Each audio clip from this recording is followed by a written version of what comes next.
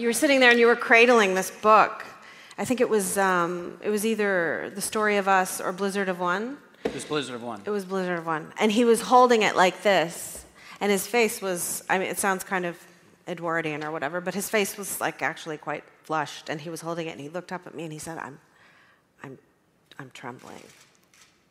And it was, he couldn't have faked that moment. It was just so clear that he was affected by this book, that you were affected by this book. And I just felt like you had to be a poet. The idea that, I think the idea of finally going, okay, there's all this writing that I've done that obviously wasn't meant for songs, and the stuff that I had no courage about. I had no courage to consider. I had no courage to print. I had no courage to share it. It just terrified me the way this terrifies me on every level.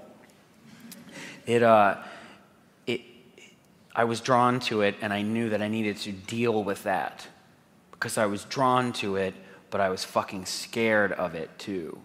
So there's something there. There's something there. The word marches roll through the word towns of museums. The night watchman is beaten down with words, while the night watchman is sleeping and the paintings come down, burning one by one to the ground on a pile with the other artifacts in the folklore and whatever wasn't bolted to the ground. Even the ink pens in the bank with the chains, they were swinging empty on the bottom over the wooden paneled counter. If they were an idea, you could race the others to the yard with them and stand there on the banks of the cliff, and with all that music, watch it go over the side of the quarry and fall, like a classic car exploding on the rocks. Everyone standing there at their keyboards blank, like a killer's eyes. It's super weird. People have stopped counting on their hands and in their heads. Everyone is on something, in their minds or in their mouths twice a day, or on something, electric bicycles, staring blankly into screens. And those screens have funny lines going across them when you videotape them, and people look like they're in a trance after I've done something, regardless of its impact.